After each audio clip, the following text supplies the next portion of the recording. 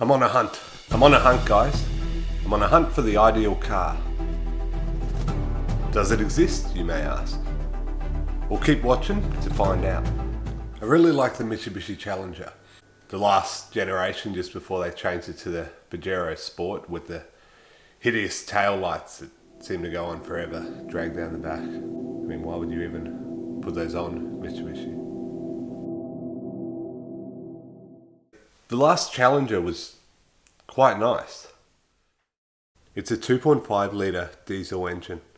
It was built off the Triton. It was built on the Triton chassis with the same engine as the Triton. From my research, they seem to be quite reliable engines. And they've only got a 11.2 turning radius, which is really quite impressive for a vehicle in that class.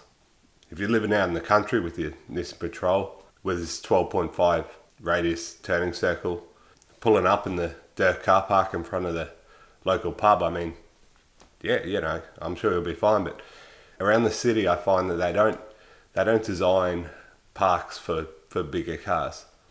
They design them all for all the little cars, all the girls that drive the Swifts and the Nissan Titas with their little poodle in their handbag. But yeah, it's a really nice car. It's big. It's got heaps of room in it. Got heaps of boot space. Very capable of off-road.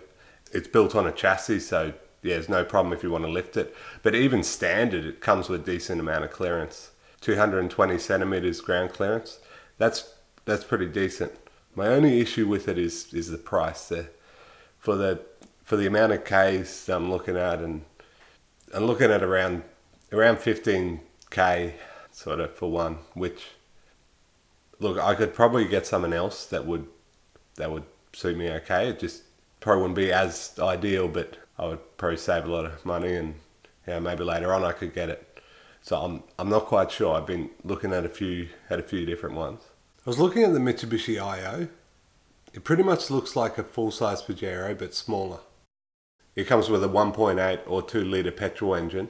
And the engine is actually an engine from a Lancer, which is quite a reliable and economical engine.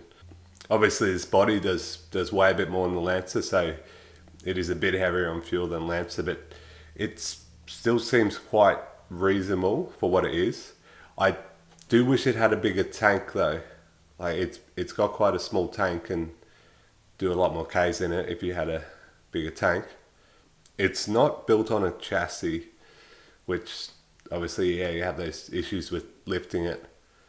Look, I could possibly work with it. It's got a lot of room in the boot. I think the seats fold right down. It's got a good turning circle.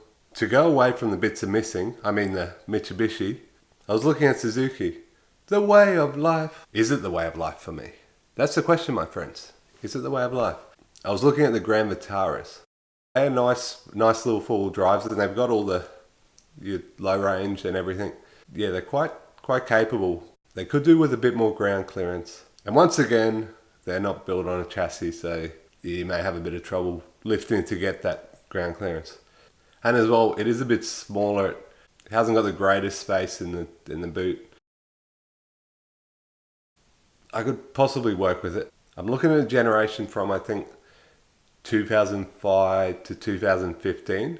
They actually came out with a number of engines. The two I was looking at is the 2.4 petrol and a 1.9 diesel engine. Now, diesel's obviously really good on fuel, but sadly it seems that they had a lot of issues. They had the DPF issues. Fancy having a DPF issue. And as well, I heard that they had a lot of issues with the turbos. The turbos like blowing up and stuff, which, yeah, I'm probably not going to touch those. So it would probably be the 2.4 litre, which I don't think is the best on fuel by the sounds of it. So yeah, I'm not quite sure. It does have a 5.5 turning circle. Mate, that is out of control. It's out of control, mate. The other one is the Suzuki Jimny. That is actually a very capable four-wheel drive. It's built on a full chassis, so you won't have any problems with lifting it. So the only thing I don't like about it is it's very small. So I don't know how practical that would be for me. carting stuff around, putting stuff in there.